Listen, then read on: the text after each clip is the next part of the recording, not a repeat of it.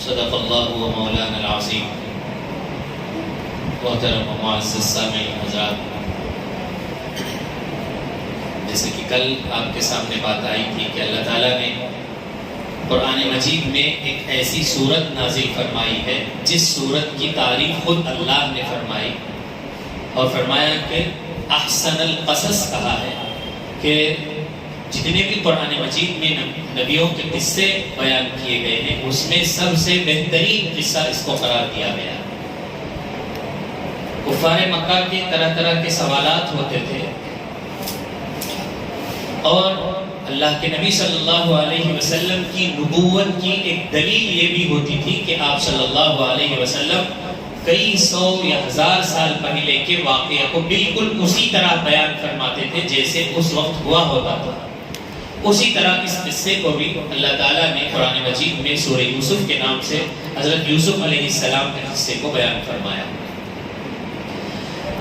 آپ کے ذہن میں یہ بات ہوگی کہ اللہ تعالیٰ نے حضرت ابراہیم علیہ السلام کو ابو الانبیاء کے مقام پر فائز فرمایا۔ یہ نبیوں کے باپ اس لیے کہ جتنے بھی نبی حضرت ابراہیم علیہ السلام کے بعد آئے ہیں وہ انہی کی اولاد میں سے ہوئے، جیسے تمام انسانوں کے باپ حضرت آدم علیہ السلام ہیں، اسی طرح کئی نبیوں کے بعد حضرت ابراہیم علیہ السلام۔ حضرت ابراہیم علیہ السلام کے دو بیٹے ہیں، ایک حضرت اسماعیل ہے اور ایک حضرت اسحاق ہے۔ حضرت اسماعیل مکہ میں بسے، انہی کی نسل میں آپ صلی اللہ علیہ وسلم پیدا ہوئے، اور ایک نبی حضرت اسماعیل کے بیٹے حضرت اسحاق تھے، ان کے خاندان میں بنی اسرائیل کے پورے نبی پیدا ہوئے۔ تو انہی میں سے حضرت اسماعیل علیہ السلام کے جو دوسرے بھائی تھے حضرت اسحاق، ان کے بیٹے یعقوب علیہ السلام کے 12 بیٹے تھے، ان میں سے ایک بیوی سے 10 بچے، دوسری بیوی سے 2 بچے۔ وہ جو دوسری بیوی سے 2 تھے، ایک کا نام بنیامین تھا، دوسرے کا نام حضرت یوسف علیہ السلام تھا۔ نبی جب پیدائش ہوتے ہیں نبی کی تو اس کے بعد سے ہی اللہ تعالیٰ ان سے ایسے اعمال ظاہر کرتے ہیں جو اس بات کی علامت ہوتی ہے کہ یہ آگے چل کر کچھ بڑا کام کرنے والے ہیں۔ تو اسی طرح حضرت یوسف علیہ السلام جب چھوٹے سے بچے تھے انہوں نے خواب دیکھا، اس میں یہ تھا کہ 11 ستارے، ایک چاند اور ایک سورج دونوں حضرت یوسف علیہ السلام کے سامنے سجدہ کر رہے ہیں۔ جب یہ خواب انہوں نے دیکھا تو انہوں نے اپنے ابا جان سے کہا کہ ابا جان میں نے ایسا خواب دیکھا ہے۔ جیسے ہی حضرت یعقوب علیہ السلام نے اس خواب کو سنا، ان کو اندازہ ہو گیا کہ یہ آگے چل کر نبی ہونے والے ہیں۔ یہاں پر میں خواب کے بارے میں آپ کو کچھ بات بتا دوں۔ علماء نے لکھا ہے کہ اگر کوئی انسان خواب دیکھتا ہے تو خواب کی عام طور پر 3 قسمیں ہوتی ہیں بنیادی طور پر۔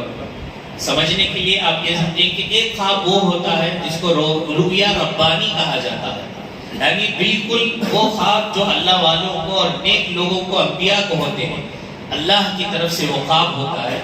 جیسے ہی وہ خواب دیکھا جاتا ہے دنیا میں ویسا ہی ہوتا ہے۔ جیسے حضرت ابراہیم علیہ السلام کا خواب ہے، انہوں نے بیٹے کو خواب میں ذبح کیا بقرعید کے موقع پر، تو حقیقت میں بھی وہ حکم ان کو دیا گیا تو انہوں نے کیا۔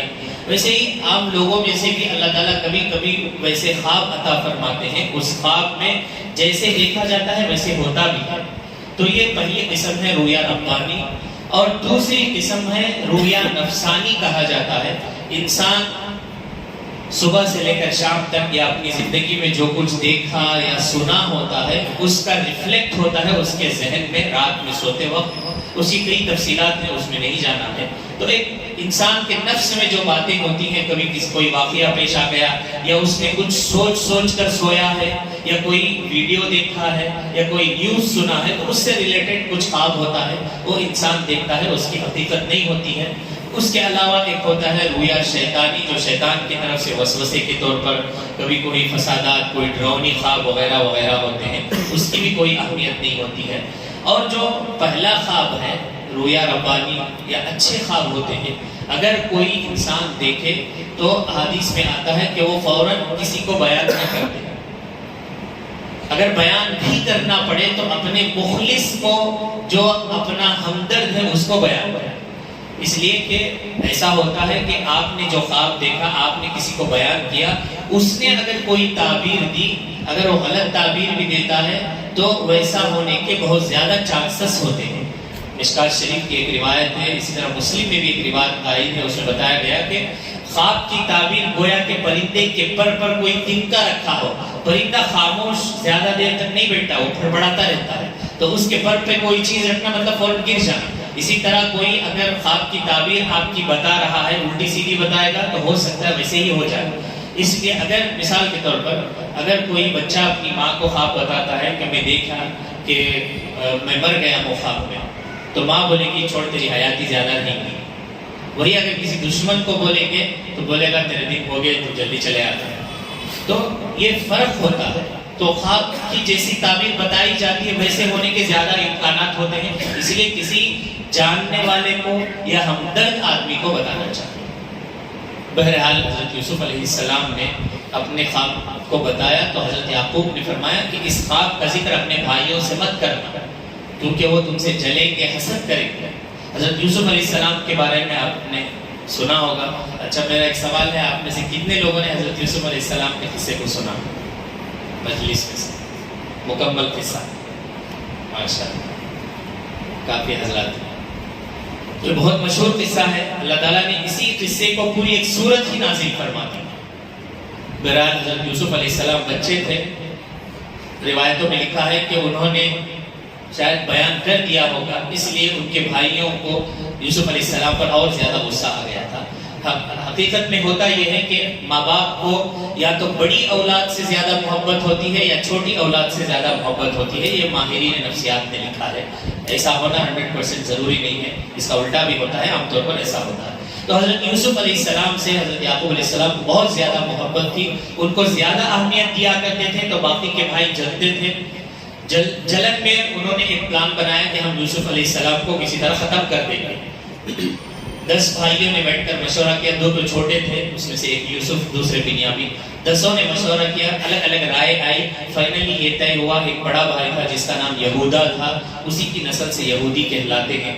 اس نے کہا کہ اس کو مارنا نہیں، قتل نہیں کریں گے، کسی نے جلانے کا، کسی نے پتھر ڈالنے کا، کسی نے مارنے کا، قتل کرنے کا، الگ الگ مشورے دیے۔ تو اس بھائی نے کہا کہ کام کرتے ہیں، کسی دور دراز جنگل میں اس کو چھوڑ دیتے ہیں تاکہ کوئی مسافر اس کو اٹھا کر لے جائے گا، وہ کہیں بھی زندگی گزارے گا، ہمارے ابو کی نظر سے دور ہو جائے گا، ابو کا سارا مال، ساری اہمیت ہمارے اوپر ہو جائے گی، کرم فرمائے۔ بہرحال حضرت یوسف علیہ السلام کے بارے میں انہوں نے مشورہ کیا اور والد صاحب سے یہ درخواست کی کہ آپ یوسف کو ہمارے ساتھ بھیجیے، ہم ٹور میں جا رہے ہیں یا پارک کو جا رہے ہیں، گھومنے جا رہے ہیں۔ حضرت یعقوب علیہ السلام نے کہا کہ مجھے ڈر ہے کہ تم کھیل کود میں مشغول ہو جاؤ اور یوسف کو بھیڑیا اٹھا کر چلا جائے۔ تو انہوں نے کہا وَنَحْنُ شُبَّانٌ أَقْوِيَاء، کیا بات کر رہے ہیں آپ، ہم تو طاقتور ہیں، ہم کیسے یوسف کو کھو دیں گے، ہم اس کی حفاظت کریں گے۔ تو ان کا پورا پلان تھا۔ جو لوگ کہتے ہیں کہ نبی کو غیب کا علم ہوتا ہے، یہاں معلوم ہو رہا ہے کہ انہوں نے اپنے لخت جگر کو ان کے ساتھ بھیج دیا، اگر غیب کی خبر ہوتی تو کیسے بھیج سکتے تھے۔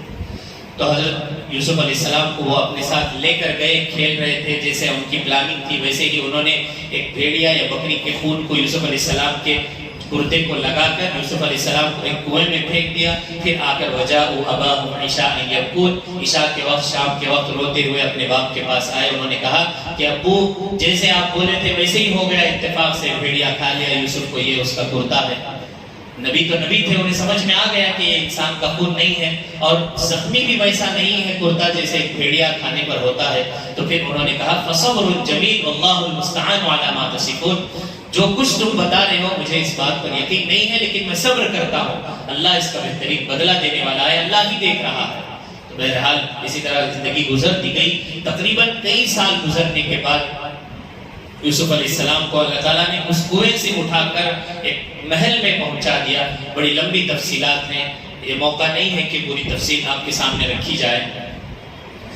حضرت یوسف علیہ السلام کو جب دربار میں لایا گیا تو وہاں پر بھی کچھ حالات ایسے پیش آئے کہ حضرت یوسف علیہ السلام کو جیل میں جانا پڑا۔ یوسف علیہ السلام نے خود اس کو پسند کیا، احب الی مما یدعوننی الی، انہوں نے خود اس بات کو گوارا کیا کہ ان پر الزام لگ گیا تھا. انہوں نے کہا اس الزام سے بہتر ہے کہ میں قید خانے چلے جاؤں. پھر قید خانے میں چلے گئے. پھر وہاں 2 اور لوگ بھی قید ہو کر آئے تھے, انہوں نے بھی خواب دیکھا.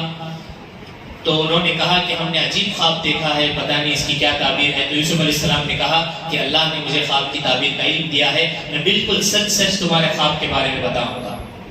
تو ان دونوں نے کہا کہ بتاؤ. تو نبی ہوتے ہیں, انہوں نے وہاں بھی دعوت دی ان کو, توحید کے بارے میں, اللہ کے بارے میں سمجھایا. ایک مومن کی یہ صفات ہوتی ہے کہ وہ چاہے بازار میں ہو, چاہے ڈاکٹر ہو, مومن کلینک میں ہو, چاہے کہیں بھی ہو, تو وہ پہلے داعی ہوتا ہے. وہ پہلے اللہ کے بارے میں بتاتا ہے. وہ دوائی بعد میں دیتا ہے, لیکن پہلے وہ ایک داعی بن کر اس کے ساتھ پیش آتا ہے, چاہے وہ اچھے اخلاق ہوں یا جو بھی ہو. اسی طرح حضرت یوسف علیہ السلام نے موقع کو غنیمت سمجھتے ہوئے ان کو دین کی دعوت بھی دی, توحید کے بارے میں بتایا, اور بتایا کہ جو خواب تم نے دیکھا ہے اس کی تعبیر بالکل میں بتاؤں گا ویسی ہی ہوگی.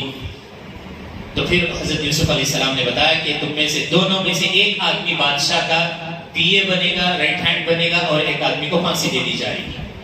پھر تحقیق کے بعد ویسے ہی ہوا, ایک آدمی بادشاہ کا وزیر بن گیا, ایک آدمی کو پھانسی دے دی گئی. لیکن یوسف علیہ السلام نے اس سے ایک بات کہی تھی کہ دیکھو, جب تم بادشاہ کے دربار میں خاص آدمی بن جاؤ گے تو تم وہاں بادشاہ کو میرے بارے میں بولنا کہ یوسف بہت اچھا خواب کی تعبیر بولتے ہیں. لیکن آدمی جیسے ہی رہا ہوتا ہے سب بھول جاتا ہے, اچھی نعمتوں میں سب چھوڑ دیتا ہے. تو اس نے بھی, وہ بھی بھول گیا اللہ کی طرف سے یا شیطان کی طرف سے, جیسے بھی ہوا وہ بھول گیا, اس نے ذکر نہیں کیا.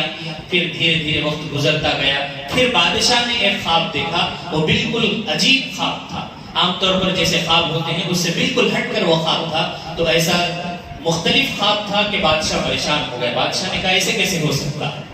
وہ خواب یہ تھا کہ 7 موٹی موٹی گائیں ہیں اور 7 دبلی پتلی گائیں ہیں. دبلی گائیں موٹی گائے کو کھا رہی ہے, اور 7 خشک بالیاں ہیں, جو جھاڑ میں بالیاں اگتی ہیں وہ بالکل سوکھی ہوئی 7 ہیں, اور 7 بالکل تر و تازہ ہیں.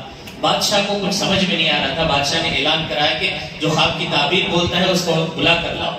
کئی خواب کی تعبیر بولنے والے آئے, سب نے بتائی, لیکن بادشاہ کی تسلی نہیں ہوئی, تشفی نہیں ہوئی. بادشاہ نے پریشانی کے عالم میں کہا کہ کون ایسا آدمی ہو جو میرے خواب کی تعبیر بتا سکتا ہے.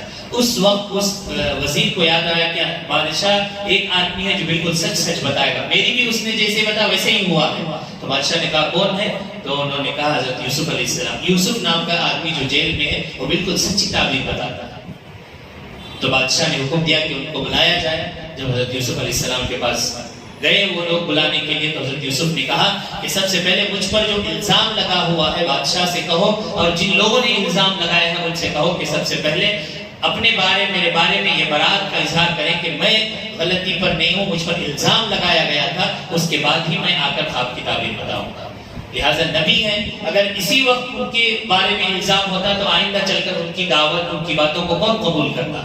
لہٰذا حضرت یوسف علیہ السلام نے سب کے سامنے ان کی غلطیوں کا اعتراف کروایا. پھر اس کے بعد بادشاہ کی خواب کی تعبیر بتائیں. انشاءاللہ کل میں وہ کیا خواب کی تعبیر ہے, وہ کیا حالات ہوئے ہیں میں بتاؤں گا. بھی وقت ہو رہا ہے. اور آپ صلی اللہ علیہ وسلم کی کل بھی میں نے بتایا تھا, حضرت یوسف اور آپ صلی اللہ علیہ وسلم کی زندگی میں بہت ساری چیزیں سملر ہیں, ملتی جلتی ہیں. آپ صلی اللہ علیہ وسلم کو بھی اپنے ملک سے بھیجا گیا, ایک جگہ سے دوسری جگہ جانا پڑا. حضرت یوسف کو بھی بھائیوں نے, جیسے آپ صلی اللہ علیہ وسلم کو اپنے ہی مکہ کے لوگوں نے, اپنے ہی خاندان کے لوگوں نے مکے سے نکلنے پر مجبور کیا, ویسے حضرت یوسف علیہ السلام کے ساتھ بھی حالات پیش آئے. جب پریشانی کی زندگی گزاری تو پھر اللہ نے بہترین زندگی عنایت فرمائی. ویسے حضرت یوسف کی بھی پہلے کی جو زندگی تھی, پھر اس کے بعد شاہی زندگی اللہ تعالیٰ نے عطا کی ہے. اللہ تعالیٰ سے دعا ہے کہ اللہ تعالیٰ ہمیں قرآن مجید کو صحیح طور پر سمجھ کر عمل کرنے کی توفیق عطا فرمائے. سبحان اللہ و بحمدہ, سبحان اللہ و بحمدہ, ونشهد ان لا اله الا انت نستغفرك ونتوب